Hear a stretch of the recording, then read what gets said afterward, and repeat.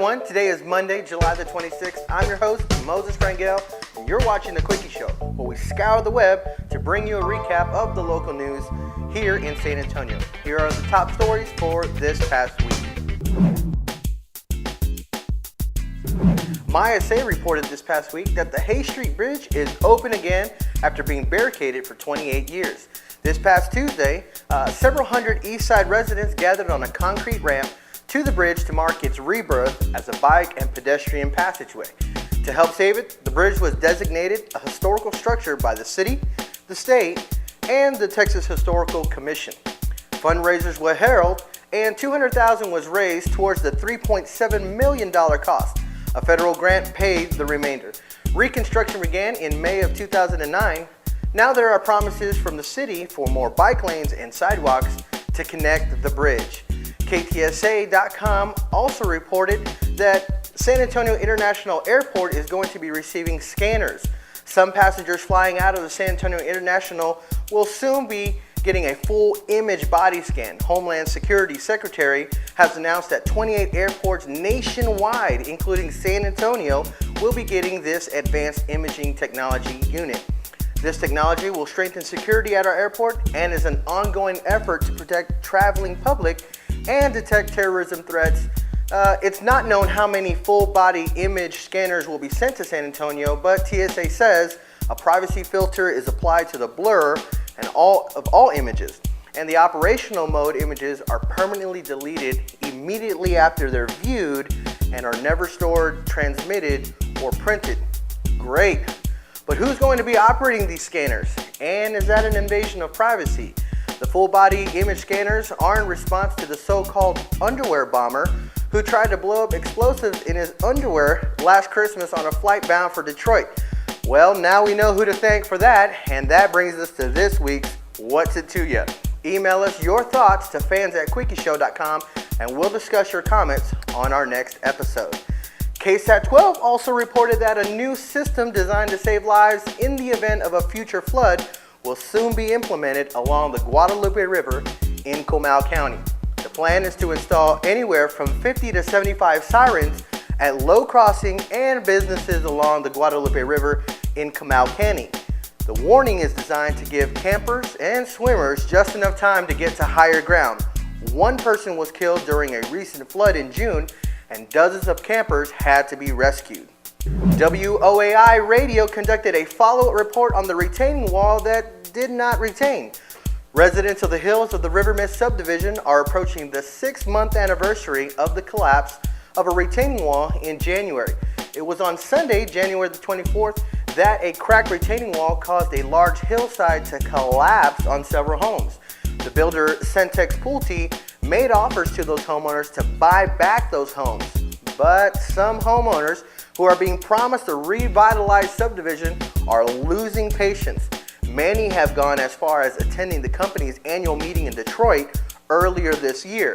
These residents have even trucked a 2-story tall inflatable pig with Centex written on its belly to dramatize their mishap. But many remaining homeowners say the homes near the hillside that slipped will become hot properties once the wall is built and the area is repaired. Until then, we'll let you know the progress of this situation. The San Antonio Business Journal broke word this past week that Mackie College is now going to be in San Antonio. It's going to be in time for the fall 2010 semester, and the first day of class has been set for October the 4th. Initially, they will offer bachelor degree programs in business administration, criminal justice, healthcare management, and legal studies, and associate degrees in several other programs such as architectural design, medical assisting, and surgical technology, just to name a few. The school has leased 32,000 square feet of space at 4715 Fredericksburg Road in preparation for the fall term, as is marketed to complement the demand for a skilled workforce in South Texas. WOAI.com ran a story this past week on rising SAWS water bills. So San Antonians start looking out for a little something extra from your SAWS bill. SAWS will be mailing out a 4-page document that has their new rate increase and the structure that will be going into effect. SAWS officials say that they're required by law to include a detailed explanation. The new rates go into effect in November. To see how these rates will affect your bill, check out the special rate calculator set up on SAW's website at saws.org.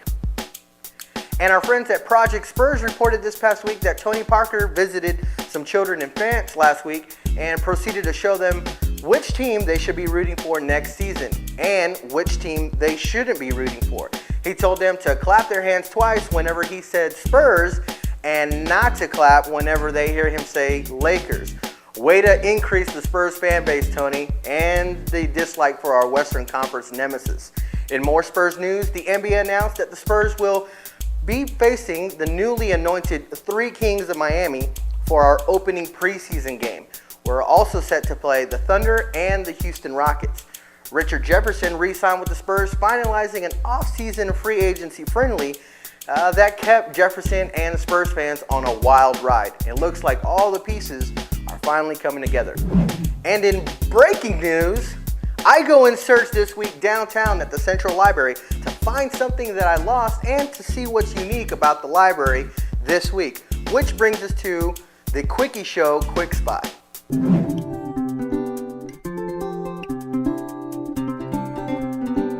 Hey guys, we're downtown at the Central Library and we're here for two important reasons. The first, we want to know what's unique about the Central Library, and the second, I lost something while I was here as a kid back in middle school on a field trip, and it's really important to me and I want to find it. So let's go inside and check it out.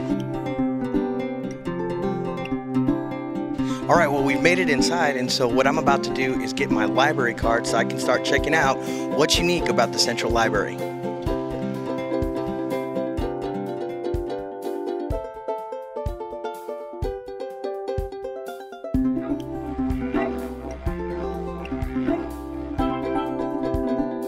We're here with the Library Services Administrator, Ms. Teresa Jensen.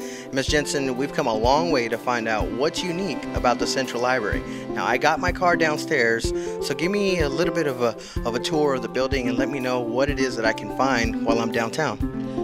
Well, thank you, Moses. I am thrilled to have you here at the library. And so this has been how many years since you've been here? I was in middle school, so I would say at least 13. Okay, well, since then, a lot has changed with the library. We've added quite a bit of art in the building, and right now we're on the children's floor, and this is a place where we have ongoing programming. We have story times. Story time is going to be letting out in just a little bit here on a Saturday afternoon.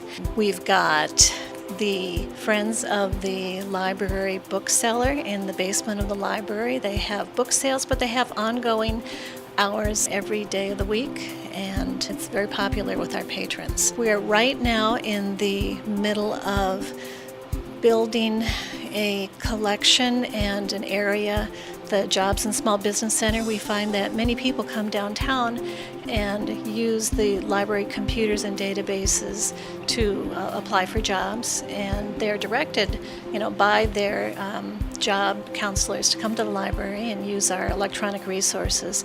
And so that will be up on our 5th floor library. We hope to have that going by late fall, early spring. I've got my book that I'm about to check out and my library card. Ms. Jensen, thank you so much for having me. It's just too bad that I didn't get a chance to find what it really was that I was looking for. Oh wait, is that it? Excuse me.